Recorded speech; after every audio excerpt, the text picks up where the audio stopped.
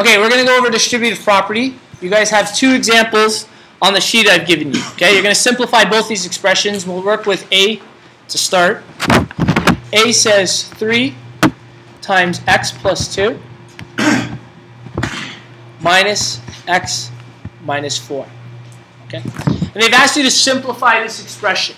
Okay, in order to do that, we got to use something called distributive property, and then we're going to collect like terms. There's two major steps to this. Anyone remember what distributive property is? Anyone know what I got to do next to simplify? Josh. Okay, and that's exactly what distributive property is. I need to take this 3 and multiply it by both terms inside of the brackets. Now, how do I know it's multiplication? Mark? It's outside of the brackets. There's no, essentially, term decided. So anytime we have a number beside brackets or a number beside a variable, that means multiplication. So I'm multiplying this 3 by every single term inside of the brackets.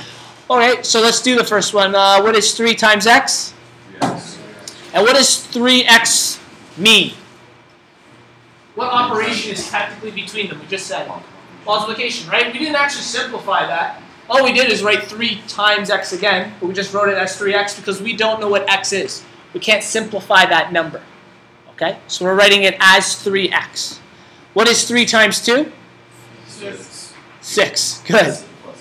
Positive 6. Okay? And that's it. We've distributed the 3 by both terms inside of the bracket. Let's do the second half of this. Do I need to use distributive property with the second bracket at all?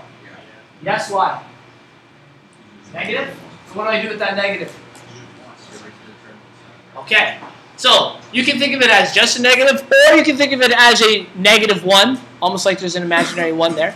And either way, what we're going to be doing is applying or distributing that negative to both terms. Okay? So think of it like -1 times x. What is -1 times x? Negative x. Okay? So that would be applying the negative to the inside of the brackets. We have negative x. And what is -1 times 4? Positive 4. Good. Okay? So we now have 4 separate terms. Okay? And this is how you know you have 4 separate terms. We're going to simplify it in a moment, and we won't have 4 anymore. But I want you guys to notice, where's that thing? There it is. I haven't done this in a while. 4 separate terms.